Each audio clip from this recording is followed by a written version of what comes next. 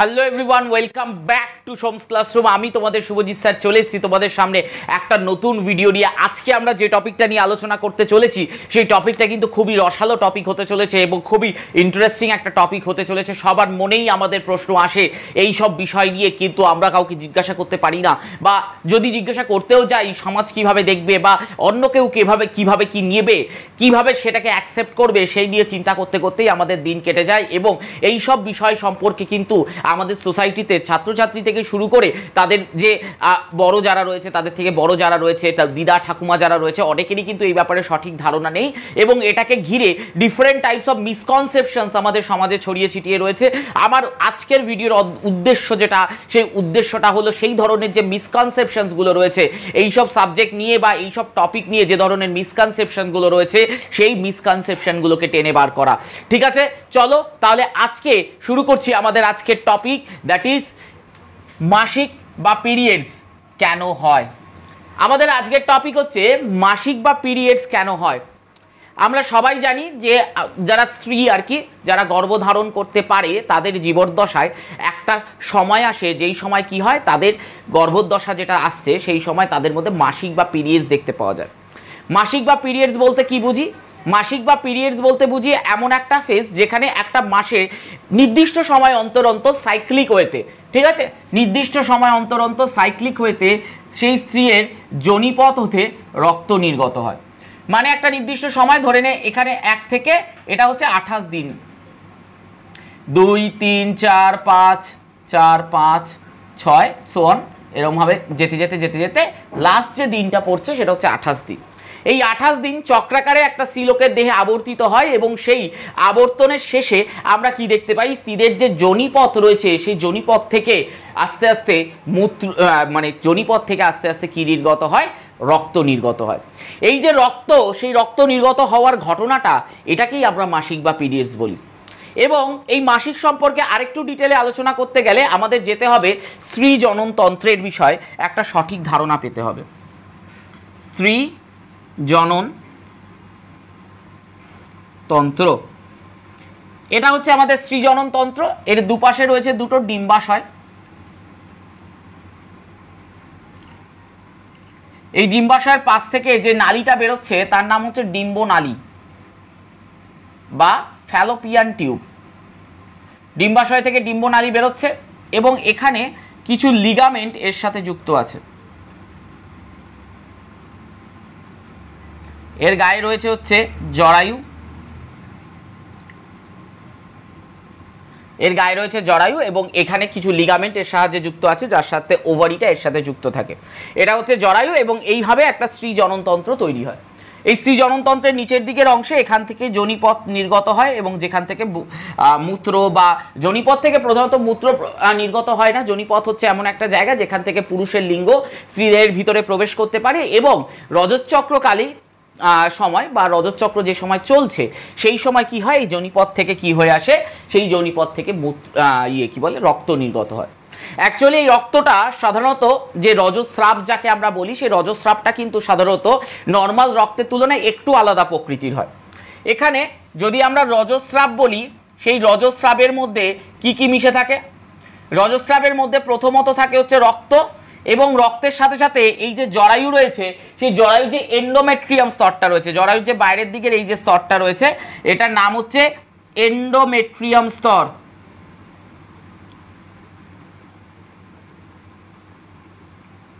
এই জরায়ুর এন্ডোমেট্রিয়াম স্তরের মধ্যে থেকে কিছু টিস্যু সেইগুলো বাইরে বেরোতে থাকে এবং সেই টিস্যুগুলো যখন বাইরে বের হয় তখন সেই সমগ্র জিনিসটাকে একত্রিত করে যেটা তৈরি হয় বা সমগ্র জিনিসটাকে একসাথে করে যেটা তৈরি হয় তার নাম হচ্ছে আমাদের রজস্রাব। এই রজস্রাব কোথা থেকে নির্গত হয়? রজস্রাব আমাদের যোনিপথ থেকে বা আমাদের ভ্যাজাইনা থেকে নির্গত হয় এবং রজস্রাব নির্গত হওয়ার সাথে সাথে বা স্ত্রী তার দেহে কিন্তু আমরা কিছু কিছু পরিবর্তন বা স্মল মাইনিউট কিছু চেঞ্জেস সেইগুলো কিন্তু দেখতে পাই। এবার প্রশ্ন হচ্ছে, এই যে রজতচক্র, সেই রজতচক্র তো একটা কন্টিনিউয়াস ওয়েতে কমপ্লিটেড হচ্ছে। এবার তাহলে তার মধ্যে কি এমন ঘটছে যার জন্য প্রতি মাসে মাসে আমাদের এইরকমভাবে রক্তক্ষরণ ঘটছে স্ত্রীদের দেহ থেকে? এই প্রশ্নটা সবার মনে জাগতে পারে। তাহলে কি ভগবান এমনি এমনি এই পদ্ধতিটা দিয়েছে? শুধুমাত্র স্ত্রীদের কষ্ট দেওয়ার জন্য দিয়েছে? কোনোদিনও না। এই কষ্টের শেষেই কিন্তু একটা স্ত্রী মাসের পর মাস যন্ত্রণা ভোগ করে বলেই কিন্তু এই কষ্টের শেষেই কিন্তু আমরা পুরুষরা জন্মগ্রহণ করি, যে কোনো সন্তান পৃথিবীতে ভূমিষ্ঠ হয়। জিনিসটা যথেষ্ট কমপ্লেক্স এবং যথেষ্ট কষ্টদায়ক একটা পদ্ধতি। আমরা দেখে নিই যে একটা ছকের মাধ্যমে যে জিনিসটার মধ্যে অ্যাকচুয়ালি কি ঘটে। তো এই যে মাসিক বা রজচক্র রয়েছে, এই জিনিসটার মধ্যে অ্যাকচুয়ালি যে ঘটনাটা ঘটে সেটা হচ্ছে আমরা এই ছকের মাধ্যমে দেখতে পারি যে এই ছকের সব থেকে নিচের দিকে আমি যে জায়গাটাকে রেখেছি এটা হচ্ছে আমাদের জরায়ুর এন্ডোমেট্রিয়াম স্তর। কি নাম এটার? জরায়ুর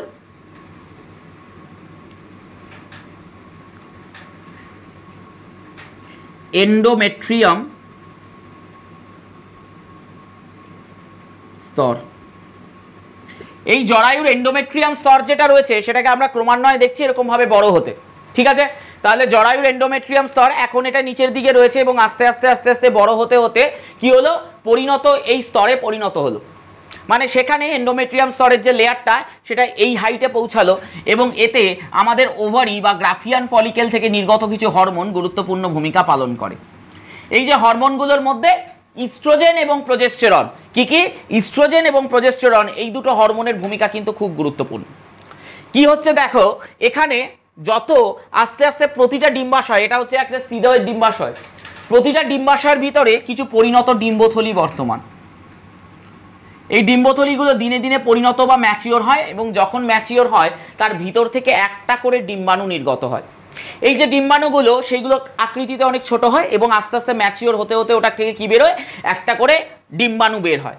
এবার তাহলে এই যে ডিম্বথলি রয়েছে সেই ডিম্বথলির ভিতরে থাকা ডিম্বাণু এখানে এই যে প্রথম যে ফেজ মেনস্ট্রুয়াল ফেজ সেই সময় থেকে কিন্তু আস্তে আস্তে ম্যাচিওর করছে। আমাদের স্ত্রীদের গোটা যে রজতচক্রটা এর মেয়াদকাল হচ্ছে 28 দিন। কতদিন? 28 দিন। এই 28 দিনের সূচনা ঘটে এই মেনস্ট্রুয়াল ফেজ থেকে।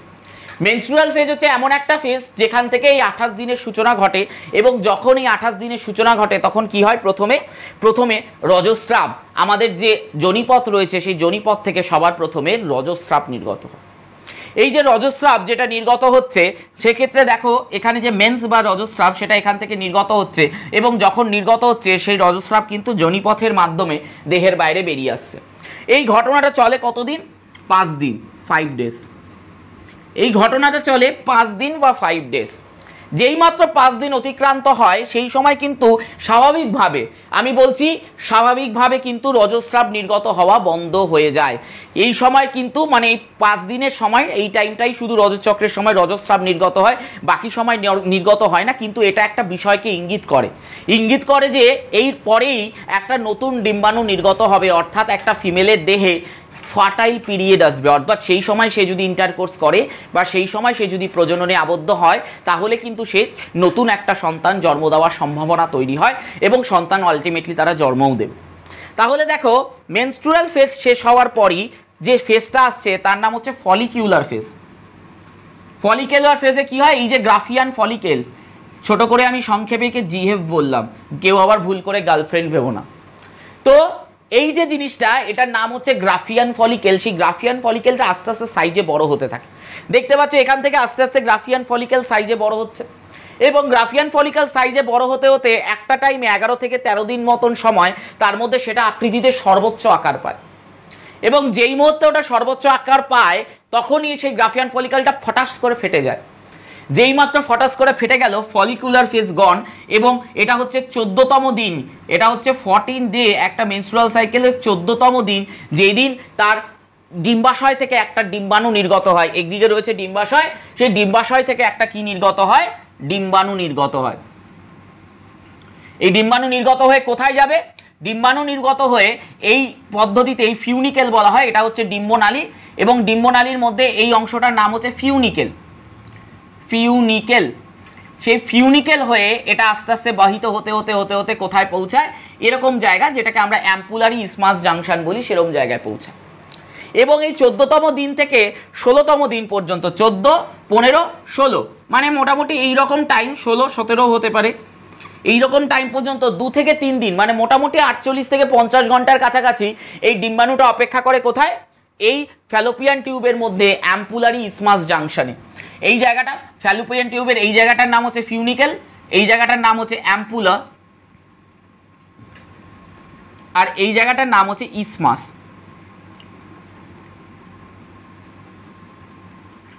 তো এটা হচ্ছে অ্যাম্পুলা, এটা হচ্ছে ইসমাস। তাহলে এটা অ্যাম্পুলার ইসমাস এর জাংশনের মধ্যে ডিম্বাণুটা এসে অপেক্ষা করছে, এবং যখন ডিম্বাণুটা এই জাংশনের মধ্যে এসে অপেক্ষা করছে তখন কিন্তু তার মধ্যে সাকসেসফুল ফার্টিলাইজেশন আমাদের ঘটাতে হবে। অর্থাৎ সেই সময় এই দুটো দিন তার রজত চক্রের যে গোটা চক্রটা 28 দিনের চক্রে এই দুটো দিনের মধ্যে সে যদি ইন্টারকোর্স কমপ্লিট করে, অর্থাৎ তার পুরুষ সঙ্গীর সাথে যৌন জননে আবদ্ধ হয়, তাহলেই কিন্তু তার কি হবে, জাইগোট তৈরি হবে, জাইগোট থেকে ভ্রূণ তৈরি হবে, ভ্রূণ থেকে নতুন সন্তান জন্ম দেবে। অর্থাৎ প্রেগনেন্সি আসার চান্স হচ্ছে তখনই যখন সে এই ফার্টাইল পিরিয়ড অর্থাৎ এই ওভিউলেশন হওয়ার পরে দুটো দিন, জাস্ট দুটো দিন, এটা প্রায় 48 ঘন্টার কাছাকাছি সময়, যেই সময়টায় সে ফার্টিলাইজ করছে। এবং তারপর কিন্তু যদি ফার্টিলাইজেশন হয়ও, কিন্তু তাতে কিন্তু কোনো রকম চান্স নেই, বা তাতে কিন্তু কোনো রকম সেই রকম কোনো আশা নেই যে তাতে ফার্টিলাইজেশন হলেও সেখান থেকে নিষেক, বা নিষেক থেকে যে জাইগোট থেকে এমব্রায়ো, এমব্রায়ো থেকে ভ্রূণ, এরকম কিছু তৈরি হবে, সেটার কোনো আশা নেই আমাদের। ঠিক আছে, তাহলে ফার্টিলাইজেশন যখন হবে এই দুটো দিনের মধ্যেই হতে হবে, এবং তাই এটাকে ফার্টাইল পিরিয়ড বলছি। এই দুটো দিন পেরিয়ে গেলে তখন কি হয়, ধর তুই একটা কাজ করতে নেমেছিস, কাজটা যদি সফল হয় তাহলে ধর একটা বাড়ি করবি। ঠিক আছে, বাড়ি করার জন্য যেমন তোমাদের সোমনাথ স্যার বাড়ি করছে, একটা গোপন খবর দিয়ে দিলাম। ঠিক আছে, বিয়ের খবরটা তো তোমরা সবাই জানো। আর তার সাথে সাথে সোমনাথ স্যার বাড়ি করছে, বাড়ি করার জন্য আগে কি করেছে, একটা জমি কিনেছে। ঠিক আছে, জমি কিনে জমির ওপর বাড়ি করা শুরু করেছে। ঠিক একই রকমভাবে ও যখন ভেবেছিল, বা ওর যখন পরিকল্পনা এসেছিল যে এবার আমাকে একটা ঘর সংসার করতে হবে, তার জন্য বাড়ি করা দরকার, তখন সবার ফার্স্টে কি টার্গেট করেছে, জমি। সবার ফার্স্টে যে জিনিসটা টার্গেট করেছে সেটা কিন্তু জমি। ঠিক সেরকমভাবে যেই মুহূর্তে এই ডিম্বাণুটা বেরিয়ে এলো, অর্থাৎ ভবিষ্যৎ প্রজন্মের একটা সম্ভাবনা তৈরি হলো, তখনই সেই ডিম্বাণুটাকে থাকতে দেওয়ার জন্য একটা প্রপার জমি দিতে হবে আমাদের। এবার বলবি স্যার জমিটা কোথায়, ডিম্বাণু কোথায় থাকবে? এই ডিম্বাণু বাবাজি উনি শুক্রাণু দ্বারা নিষিক্ত হওয়ার পর এখান থেকে গড়িয়ে গড়িয়ে নেমে জরায়ুর গাত্রে একটা বিশেষ জায়গায় এরকমভাবে আটকে থাকবে। এটা হচ্ছে জরায়ুর গাত্র, যেখানেই সেই ডিম্বাণু শুক্রাণুর সাথে মিলিত হওয়ার পর যখন জাইগোট তৈরি করবে, তারপর সেটা যে কমপ্লেক্স সেল তৈরি করবে, সেটা যদি আটকে থাকে তাহলে জরায়ুর গায়েই আটকে থাকবে। ঠিক আছে, এবার যখনও জরায়ুর গায়ে আটকে রয়েছে তখন জরায়ুটাকে শক্তপোক্ত হতে হবে, কারণ তো ও যখন বাচ্চা জন্ম দেবে তখন তো একটা কোষ থাকবে না, একটা বাচ্চা তো মাল্টিসেলুলার বডি, অনেক অনেক কোষের সমন্বয় তৈরি হয়েছে। তাহলে এতগুলো কোষকে একসাথে জায়গা দেওয়াটা কিন্তু চারটিখানি কথা না, তাই না? তাহলে আমাকে জরায়ুকে কি করতে হবে, আস্তে আস্তে আস্তে আস্তে ম্যাচিওর করতে হবে। এবং এই ম্যাচুরেশনে সাহায্য করবে হচ্ছে আমাদের ডিম্বাশয় থেকে, এই যে ডিম্বাশয় যে বলেছিলাম এর মধ্যে কিছু কিছু গার্লফ্রেন্ড থাকে, মানে গ্রাফিয়ান ফলিকেল থাকে। সেই গ্রাফিয়ান ফলিকেলটা যখনই একটা ডিম্বাণু নিঃসরণ করবে, তার যে চোকলাটা পড়ে থাকবে, গ্রাফিয়ান ফলিকেলটা যখনই একটা ডিম্বাণু নিঃসরণ করবে, তারপর তার যে চোকলাটা পড়ে থাকবে, ওই চোকলাটার নাম হচ্ছে কর্পাস লুটিয়াম। কি নাম? Corpus luteum. এই যে কর্পাস লুটিয়াম, সেই কর্পাস লুটিয়াম এবার কি করবে, প্রোজেস্টেরন হরমোন ক্ষরণ করবে। যখন এই কর্পাস লুটিয়াম প্রোজেস্টেরন হরমোন ক্ষরণ করবে, তখন এই জরায়ু এবার ফুলে ফেপে উঠবে। জরায়ু এইটুকু ছিল, সে জরায়ু ধাকে ধাকে ধাকে ধাকে ফুলে ফেপে উঠলো, এবং ফুলে ফেপে উঠে আস্তে আস্তে আস্তে আস্তে এটা এই যে পরিণতি আকার ধারণ করবে, যাতে তার মধ্যে একটা জাইগোট এসে ঠিকঠাক মতো বসতে পারে। এবং এই পদ্ধতির মাধ্যমেই একটা জাইগোট এসে এখানে ঠিকঠাক মতো বসতে পারবে, এবং জাইগোট এসে বসলে সেখানে তা থেকে ভ্রূণ, ভ্রূণ থেকে নতুন জীব তার জন্ম দেবে। অর্থাৎ এই জায়গাটাই হচ্ছে সবথেকে ক্রুশিয়াল পয়েন্ট, এই জায়গাটাই হচ্ছে সবথেকে ক্রুশিয়াল জায়গা, যেখানে একটা জাইগোট তৈরি হয়ে সে জরায়ুর মধ্যে একটা নির্দিষ্ট জায়গায় বসতে পারে, এবং বসার পরই কিন্তু তার এমব্রায়ো বা ভ্রূণ তা তৈরি হতে পারে। তাহলে জরায়ুর যে এন্ডোমেট্রিয়ামের যে প্রাচীরটা, সেটাকে শক্তপোক্ত বা মজবুত করা খুব দরকার। যখনই জরায়ু শক্তপোক্ত হয়ে যাবে তখনই কিন্তু জাইগোট এসে বসতে পারবে। তাই এখান থেকে ডিম্বাণু নিঃসরণ হওয়ার পর শরীর কিছু ভাবনা চিন্তা করে না। যেই মাত্র সোমনাথ স্যারের মাথায় এসছে যে এবার আমাকে একটা সংসার করতে হবে, ভালো মেয়ে পেয়ে গেছি, তখন কিন্তু আর ভাবেনি যে আগে বিয়ে করে নি তারপর জমি কিনবো। ও বিয়ে করার আগে কি করেছে, জমি কিনেছে। মানে কি, এই যে এন্ডোমেট্রিয়ামের স্তরটা এটাকে মজবুত করেছে। ঠিক আছে, জমি কেনা হয়ে গেছে, তারপর বাড়ি করেছে, বাড়ি করার জন্য বরাত থরা দিয়ে দিয়েছে, যে মিস্ত্রি টিস্ত্রি ছিল তাদেরকে দিয়ে দিয়েছে, টুকটুক করে পয়সা করে দিতে আরম্ভ করেছে। ঠিক আছে, তারপর কি করেছে, তারপরও বিয়ে করেছে। বিয়ে করার জন্য আমাকে ডেকেছিল, তোমরা সবাই দেখেছো অনেকে হয়তো ফেসবুকে, আমি বলে দিলাম বিয়ে করার জন্য আমায় ডেকেছিল, মানে আমাকে বিয়ে করেনি তা বলে, এ বাবা এইসব ভেবো না, আমাকে বিয়ে করেনি, বিয়ে একজন মেয়েকেই করেছে, মানে আমাকে ডেকেছিল সাথে যাওয়ার জন্য, বন্ধু হইতো, যাই হোক। তো তখনই এই জরায়ুর এন্ডোমেট্রিয়াম স্তরটা কি হচ্ছে, আস্তে আস্তে আমাকে বাড়াবার দরকার পড়ছে। কেন? যার কারণ হচ্ছে এর মধ্যে যখনই জাইগোটটা এসে এমবিট করবে, জাইগোটটা যখনই এর মধ্যে এসে বসবে, তখন কিন্তু সেই জায়গাটা শক্তপোক্ত করতে হবে। সেই দায়িত্বটা নিয়ে নেয় আমাদের প্রোজেস্টেরন হরমোন। এখানে দেখো প্রোজেস্টেরন হরমোন সেই সময় একটা হিউজ পিক আপ, এটা কিন্তু একটা গ্রাফ। এই যে ইস্ট্রোজেন এবং প্রোজেস্টেরনের নামে আমি যে দুটো দাগ কেটেছি, এটা কিন্তু একটা গ্রাফ। এটা নির্দেশ করছে যে রজতচক্রের কোন সময় বা এই মেনস্ট্রুয়াল সাইকেলের কোন সময় এই ইস্ট্রোজেন বা প্রোজেস্টেরনের গ্রাফটা সব থেকে বেশি থাকে। তো এখানে আমরা দেখলাম ইস্ট্রোজেন এবং প্রোজেস্টেরনের গ্রাফটা যেটা রয়েছে সেটা এই সময় 11 থেকে 13তম দিনে এটা সব থেকে পিক আপ, এবং এখানে এটা 19 থেকে 23তম দিনে সব থেকে পিক আপে নিচ্ছে। ঠিক আছে, মানে এই সময়টার মধ্যে এন্ডোমেট্রিয়ামের স্তরটা অনেকটা জোরালো হচ্ছে, এন্ডোমেট্রিয়ামের স্তরটা অনেকটা ভারী হচ্ছে, এবং সেই জায়গাটায় জাইগোট ঢোকার জন্য, মানে জাইগোট যদি তৈরি হয় সেটা যখন মরুলা ফর্ম করবে, মরুলা ফর্ম করা মানে জাইগোটটা কন্টিনিউয়াসলি ডিভাইড করতে করতে করতে করতে করতে করতে এখানে যে জাইগোট তৈরি হয়েছে সেই জাইগোটটা আস্তে আস্তে কন্টিনিউয়াসলি ডিভাইড করতে শুরু করবে। ঠিক আছে, আমি এই জায়গাটা একটু মুছে দিচ্ছি, নইলে জিনিসটা বোঝাতে একটু সমস্যা হচ্ছে আমার। এবার হচ্ছে এই যে জাইগোটটা, সেই জাইগোটটা যখনই ডিভাইড করবে, এই তো জাইগোট, এটা যখনই ডিভাইড করবে তখনই এটা কি তৈরি করবে, একটা মরুলা তৈরি করবে। এই রকম মাল্টিসেলুলার একটা স্ট্রাকচার, এটার নাম হচ্ছে একটা মরুলা। এবার এই মরুলাটা থেকে যে জিনিসটা তৈরি হবে সেটার নাম হচ্ছে ব্লাস্টুলা। এই যে এত বড় মাল্টিসেলুলার একটা স্ট্রাকচার, যেখান থেকে আমাদের ভবিষ্যতের বাচ্চা জন্ম নেবে, তাকে বসতে দেওয়ার জন্য তো আমার জায়গা চাই, সেটা হচ্ছে ইউটেরাস। সেটা প্রোভাইড করছে কে? এই কর্পাস লুটিয়াম থেকে নির্গত হরমোন। কোথা থেকে? কর্পাস লুটিয়াম থেকে নির্গত হরমোন, তার নাম হচ্ছে প্রোজেস্টেরন। এই কর্পাস লুটিয়াম থেকে নির্গত হরমোন যে রয়েছে প্রোজেস্টেরন, সেই কিন্তু জরায়ুকে বা জরায়ুর প্রাচীরকে সেই মতন করে দৃঢ় করতে সাহায্য করছে, যাতে সেটা কেনে যে জাইগোটটা যেটা তৈরি হয়েছে শুক্রাণু এবং ডিম্বাণুর মিলনে, এই ধরো এটা একটা ডিম্বাণু এবং এর পাশে শুক্রাণু মিলিত হয়েছে, এটা হ্যাপ্লয়েড, এটা ডিপ্লয়েড, এবং তার ফলে যেটা তৈরি হয়েছে তার নাম জাইগোট।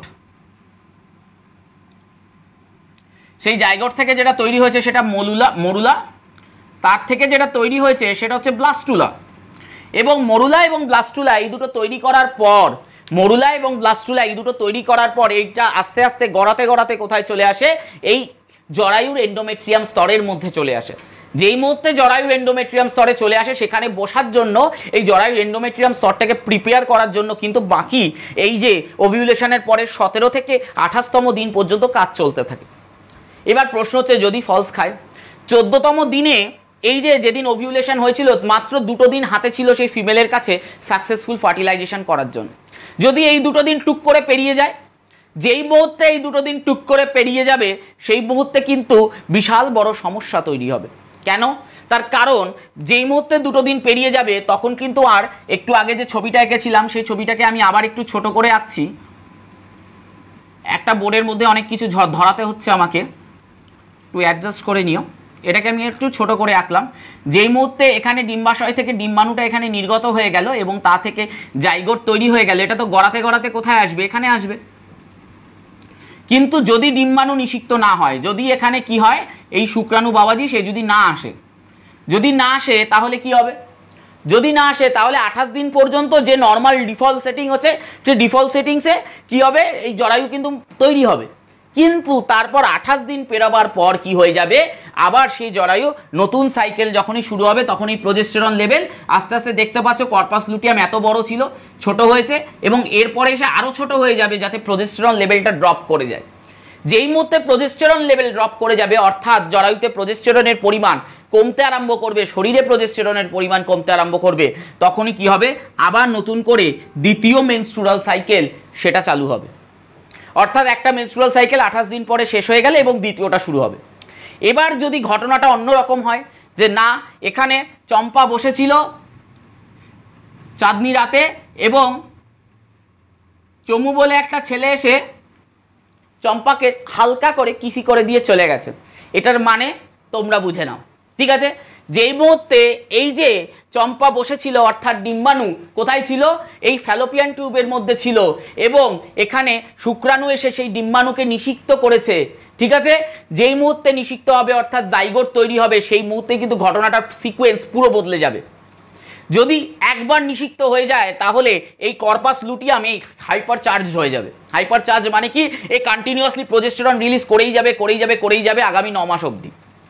যেই মাত্র আমার ব্যাপারটা গিয়ে সেটিং হয়ে গেছে, ব্যাপারটা হয়ে গেছে, ঠিক আছে, সেই মাত্র কিন্তু এই কর্পাস লুটিয়াম আর ছোট হওয়ার কথা ভাববেই না।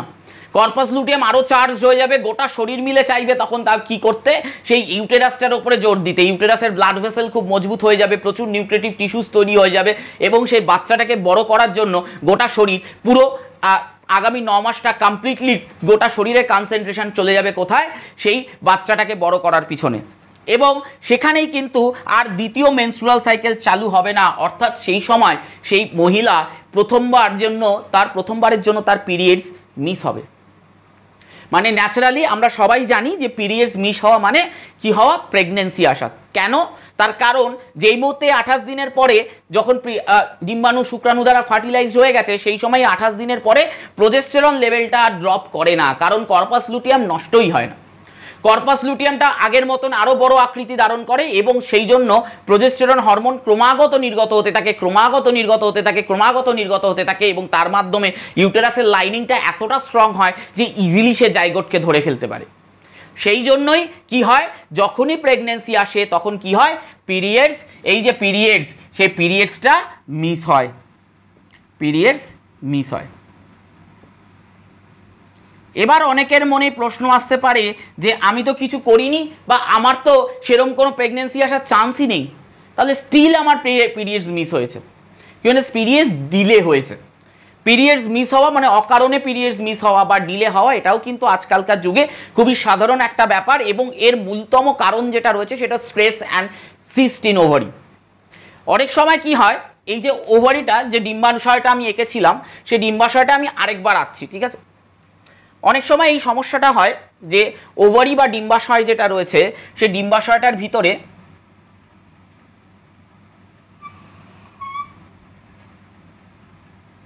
এটা তো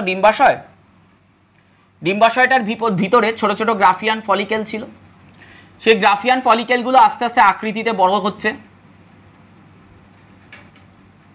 এবং এই গ্রাফিয়ান ফলিকেল আকৃতিতে বড় হয়ে এই রকম একটা বড় আকৃতি ধারণ করলো এবং যেই মাত্র বড় আকৃতি ধারণ করলো তখন তা থেকে একটা ডিম্বাণু বাইরে বেরিয়ে গেল। ঠিক আছে, তো তাহলে একটা গ্রাফিয়ান ফলিকেল আকৃতিতে বড় হচ্ছে এবং তা থেকে ডিম্বাণু নির্গত হচ্ছে, নর্মাল ব্যাপার। এবার অনেক সময় কি করে, এই ডিম্বাণুর সময় অনেক অপরিণত গ্রাফিয়ান ফলিকেল রয়েছে, এগুলো অপরিণত, এটা পরিণত হয়ে ডিম্বাণু বার করেছে, এদের কি করতে হবে? পরের মাসের জন্য অপেক্ষা করতে হবে, কাল লাইন আসবে, সে গিয়ে আবার পরিণত গ্রাফিয়ান ফলিকেলে পরিণত হবে এবং ডিম্বাণু নিঃসৃত করবে। অনেক সময় কি হয়, এর মধ্যে ফ্যাট জমতে জমতে এইরকম কিছু সিস্ট তৈরি করে, এটাকে ধরে নে ভি ট্রেনের বনগা লোকালের কামরা। এবার বনগা লোকালের কামরা আর এটা হচ্ছে ওর দরজা। এবার সেই দরজাটা বা কামরাটার তুই ভিতরের থেকে বাইরের দিকে আসবি, বিরাটি বা তোর ধর মধ্যম গ্রামে নামবি, কিন্তু বনগা লোকাল পুরো ফুল প্যাকড আপ হয়ে রয়েছে, মাঝখানে 2-3টে ভ্যান্ডারের লোক উঠে গেছে বড় বড় ঝুড়ি নিয়ে, গেটের সামনে দুটো ঝুড়ি হাঁ করে দাঁড় করিয়ে রেখেছে, নামতে পারবি? সম্ভব না। কি হবে, ঠেলাঠেলি গোতাগতি করতে করতে ওই ঝুড়ির ওপর হুমুড়িকে পড়বি, ট্রেন ছেড়ে দেবে, ব্যাস হয়ে গেল, মধ্যমগ্রাম পেরিয়ে গেল, তারপর গিয়ে নামতে পারলে বিরাটিতে, ঝুড়ির ওপর থেকে গড়িয়ে নেমেছিস, নেমে বিরাটিতে নামলি। ঠিক এরকম ঘটনাই ঘটে পলিসিস্টিক ওভারির ক্ষেত্রে। কি হয়, এই যে ওভারি তার ভিতরে গ্রাফিয়ান ফলিকেল ছাড়াও কিছু কিছু ফ্যাট ডিপোজিট হয়ে এরকম কিছু সিস্ট, এক্সট্রা কিছু টিস্যুজ এখানে জড়ো হয়ে এরকম কিছু সিস্ট তৈরি করে। সিস্ট মানে কিছুই না, কিছু পরিমাণ ফ্যাট, সেগুলো ডিপোজিট হয়ে কি করছে, ওইখানে একটা আনওয়ান্টেড একটা মাস অফ সেলস জেনারেট করছে। এবার এই যে আনওয়ান্টেড মাস অফ সেল, তার পাশে এই যে আনওয়ান্টেড মাস অফ সেল, এবার এ বেচারা কি আর বড় হতে পারবে বল? এ বেচারাকে আর সেভাবে বড় হতে পারবে এরা? ওর পাশে যদি দুটো মোটা মোটা সিস্ট বসে থাকে তাহলে সেই গ্রাফিয়ান ফলিকেলের বড় হওয়ার চান্স কম। তাহলে ভাব, এই গ্রাফিয়ান ফলিকেলটা ডিম্বাণু ছেড়ে দিয়েছে, এর পরেরটা বড় হওয়ার সুযোগ পাবে, তারপর তো ডিম্বাণু ছাড়বে, তো আশপাশ দিয়ে সিস্ট যদি ওকে চেপে রাখে তাহলে বড়টা হবে কি করে? তাহলে সিস দিয়ে যখন সে চারপাশে চেপে রাখছে তখন তাহলে সেই পরিণত গ্রাফিয়ান ফলিকেলটা অত ইজিলি আর বড় হওয়ারই সুযোগ পাবে না। যখন পরিণত গ্রাফিয়ান ফলিকেলটা অত ইজিলি বড় হওয়ার সুযোগ পাবে না, তা থেকে ডিম্বাণু নিঃসৃতও হবে না, এবং যখন ডিম্বাণু নিঃসৃত হবে না তখন তার পিরিয়ডিক যে সাইকেল রয়েছে সেই সাইকেলে বাঘাত পড়বে। এবার বলবি যে স্যার ওভিউলেশন হলো না, তাহলে এইগুলোতে কি বাধা? বাধা আছে, কারণ পুরো সাইকেলটা চালাতে গেলে আমার এই ইস্ট্রোজেন এবং প্রজেস্টেরন হরমোনের উপর ডিপেন্ড করতে হয়, এবং এই পরিণত ডিম্বথলির একটা গ্রাফিয়ান ফলিকেল ঠিকঠাক বড় না হলে তাহলে সেখান থেকে সমান পরিমাণে ইস্ট্রোজেন বা প্রজেস্টেরন বেরোনো সম্ভব না। যদি ইস্ট্রোজেন বা প্রজেস্টেরন নাই বেরোয় তাহলে সাইকেলটা কমপ্লিট হবে কি করে? সাইকেলটা তো মাঝখানেই আটকে যাবে। এটা তো একটা চক্র, একটা ঘটনা যেটা কন্টিনিউয়াস ওয়েতে ঘটছে, এবং যদি এখানেই এই ঘটনাটা অ্যারেস্ট হয়ে যায় তাহলে তো সেটার কোনো যুক্তিই নেই, তাই না? যদি এখানেই এই ঘটনাটা অ্যারেস্ট হয়ে যায় তাহলে তো সেটার কোনো যুক্তিই নেই। অর্থাৎ তার মানে কি হবে? সেই সময় মেনস্ট্রুয়াল সাইকেল একটা ইরেগুলার মেনস্ট্রুয়াল সাইকেল দেখা দেবে। দেখা যাচ্ছে এটা যে এই যে গ্রাফিয়ান ফলিকেল এই পজিশন থেকে এই পজিশনে আসতে আমার 9 থেকে 15 দিন, অর্থাৎ 10, 11, 12, 13, 14, 15 দিন লাগতো, মানে 6 দিন লাগতো। কিন্তু সেই 6 দিনের জায়গায় সেই টাইমটা দেখা যাচ্ছে 12 দিন 15 দিন লেগে যাচ্ছে। তাহলে কি হবে? মেনস্ট্রুয়াল সাইকেলে ধর এপ্রিল মাসে একবার, এপ্রিল মাসের 5 তারিখে পিরিয়ডস হয়েছিল, হিসাব অনুযায়ী 28 দিন যদি আমি এগিয়ে যাই, 28 + 5 মানে 33, অর্থাৎ মে মাসের 3 তারিখে পিরিয়ডস হওয়ার কথা, কিন্তু সেটাই চলে যাবে 10 বা 12 তারিখ। কারণ সিস্ট হয়ে বসে রয়েছে, ওভারিকে ফুটতে দিচ্ছে না, মানে ওভারির ভিতরে গ্রাফিয়ান ফলিকেল যেটা রয়েছে সেই গ্রাফিয়ান ফলিকেলটাকে ভালো করে ফুটতে দিচ্ছে না। যদি ফুটতে না দেয় তাহলে এটা হবে না, ওভিউলেশন হবে না। ওভিউলেশন না হলে গোটা মেনস্ট্রুয়াল সাইকেল, যেটা আমি চার্টের মাধ্যমে বোঝালাম, সেখানে একটা ব্যাপক খামতি তৈরি হবে। এই কারণেই কি হয়? ইরেগুলার পিরিয়ডস হয়, এবং এর সাথে সাথে স্ট্রেসে কিন্তু খুব ইম্পর্টেন্ট একটা কারণ। আজকালকার দিনে আমাদের জীবনে আমরা যেহেতু এখন এমন একটা সভ্যতার মধ্যে এসছি বা এমন একটা সমাজের মধ্যে এসছি, আমাদের আরও চাই, প্রচুর চাহিদা, এত চাহিদা, সেই চাহিদা থেকে জন্ম নেয় স্ট্রেস। আমরা দিনে 18-19 ঘন্টা কাজ করার চেষ্টা করি, যেখানে 8 ঘন্টা ঘুমানোটা যথেষ্ট আবশ্যক আমাদের শরীরের জন্য। তাহলে কি করছি? শরীরের উপর প্রেশার ক্রিয়েট করছি, তাই না? এই ধরো একটা বোতল, এই যে আমার সামনে একটা বোতল আছে, সে বোতলে 1 লিটার জল ধরে, এটা 1 লিটারের বোতল, কিন্তু আমি যদি জোর করে এই বোতলে 1.5 লিটার জল ভরতে চাই তাহলে কি হবে? উপচে পড়বে। ঠিক সেরকমভাবে অতিরিক্ত স্ট্রেস বডির জন্য প্রচণ্ড হানিকারক হয়। যখন অতিরিক্ত স্ট্রেস আমাদের শরীরে আসতে থাকে তখন এই ধরনের সমস্যাগুলো ক্রিয়েটেড হয়, যেখান থেকে ইরেগুলার মেনস্ট্রুয়াল সাইকেল দেখতে পাওয়া যায়। ঠিক আছে, এটা কিন্তু শরীরের জন্য খুব একটা ভালো না। তাই বলবো স্ট্রেস ফ্রি এনভায়রনমেন্ট বা স্ট্রেস ফ্রি তোর হচ্ছে থাকা, সেটা কিন্তু খুব গুরুত্বপূর্ণ।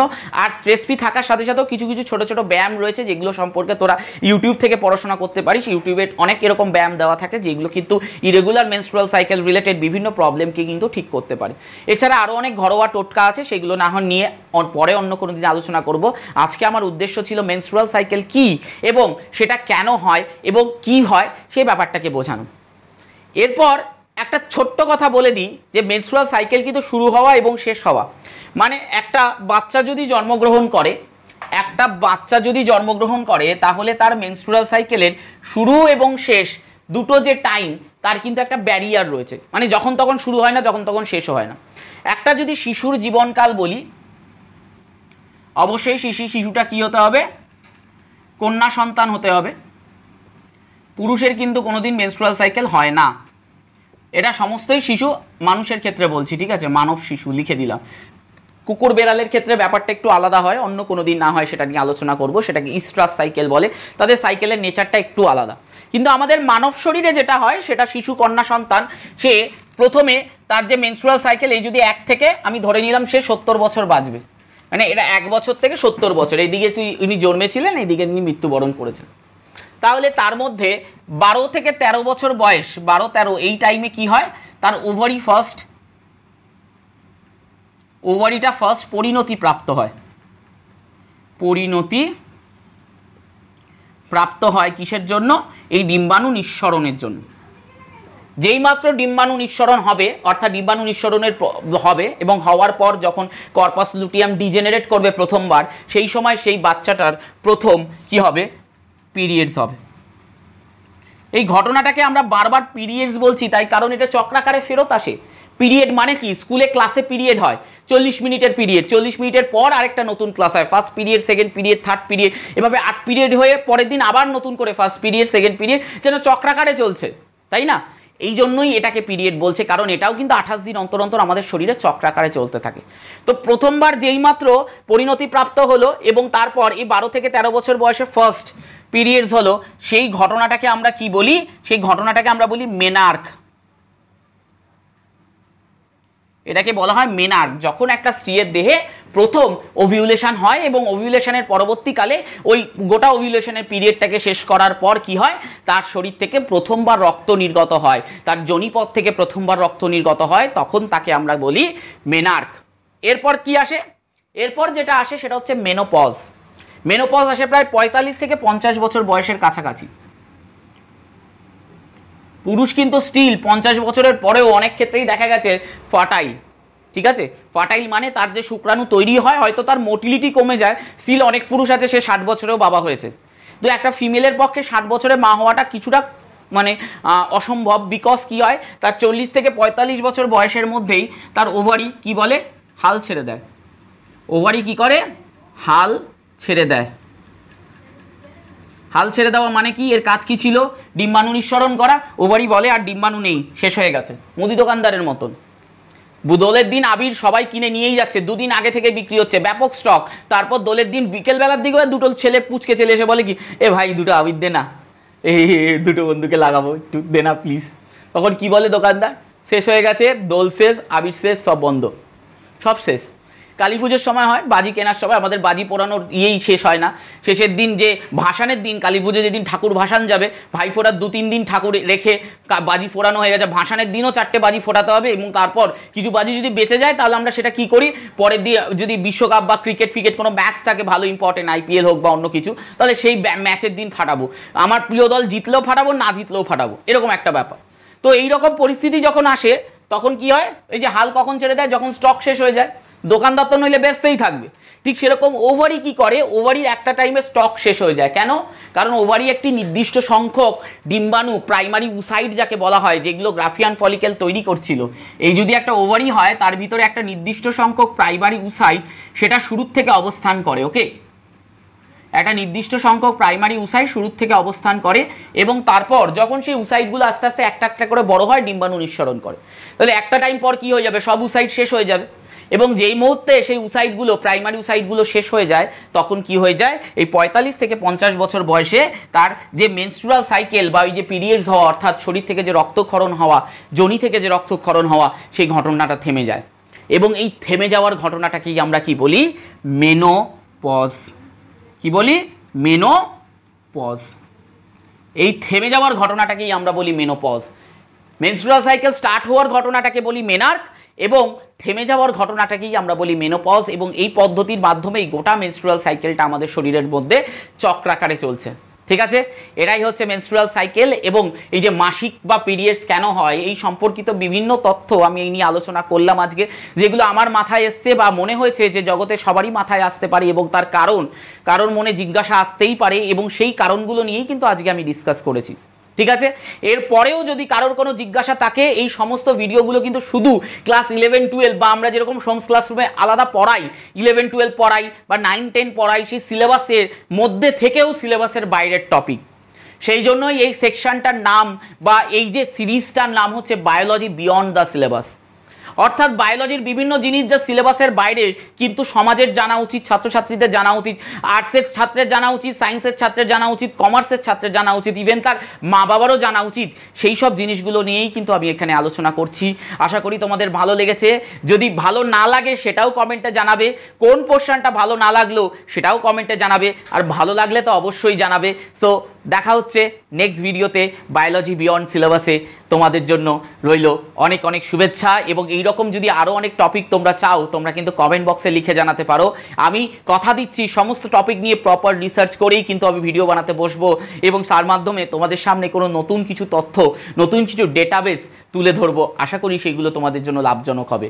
এবং শেষে বলে রাখি, এই টপিকটা কিন্তু তোমাদের যে সিলেবাসের বাইরে, বিয়ন্ড দ্য সিলেবাস বলেছি কারণ সবার প্রয়োজনীয়, তাই যাতে সবাই ইন্টারেস্টেড হয়ে দেখে। কিন্তু তার সাথে বলে দিই, এটা কিন্তু তোমাদের ক্লাস 12-এর একটা ইম্পর্টেন্ট টপিক, যেটা আমরা সোমস ক্লাসরুমের যে কোর্সটা যে লঞ্চ করেছি, সোমস ক্লাসরুমের অ্যাপ রয়েছে, সেই অ্যাপের মধ্যে আমরা যে কোর্সটা লঞ্চ করেছি 11 এবং 12-এর, সেই 12-এর যে চ্যাপ্টার রয়েছে হিউম্যান রিপ্রোডাকশন, তার একটা পার্ট মাত্র। সেই হিউম্যান রিপ্রোডাকশন যে চ্যাপ্টারটা রয়েছে তার একটা পার্ট মাত্র এটা নিয়ে আলোচনা করা হলো। এবং যদি তোমরা এই কোর্সটাকে নিয়ে আরও ভাবতে চাও বা 12-এর ছাত্রছাত্রী ছাত্র বা ছাত্রী হও, তাদের জন্য বিশেষ ঘোষণা যে আমরা আমাদের সোমস ক্লাসরুম অ্যাপে, সোমস ক্লাসরুম অ্যাপ সবার কাছেই আশা করি আছে, যদি না থাকে প্লে স্টোর থেকে ডাউনলোড করে নিতে পারো সোমস ক্লাসরুম অ্যাপ।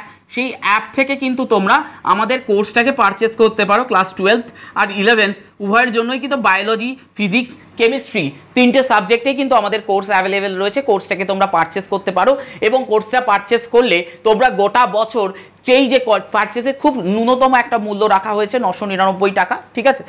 ফিজিক্সের ক্ষেত্রে বেবি একটু আলাদা রয়েছে, সাবজেক্ট ওয়াইজ কিছুটা ভ্যারি করছে।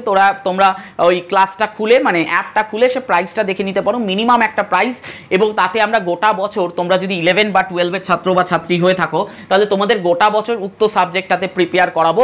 সাবজেক্টটার পুরো সিলেবাস খুঁটিনাটি সমস্ত কিছু পড়াবো, as well as doubt mock test everything সমস্ত কিছুর ব্যবস্থা করা হবে। সো তোমরা সাথে থাকো সোমস ক্লাসরুমের সাথে, পাশে থাকো সোমস ক্লাসরুমের সাথে। সোমস ক্লাসরুমও তোমাদের সাথে আছে, সমাজের পাশে আছে, সমাজের সাথে আছে। বাই বাই, দেখা হচ্ছে নেক্সট ভিডিওতে। টাটা।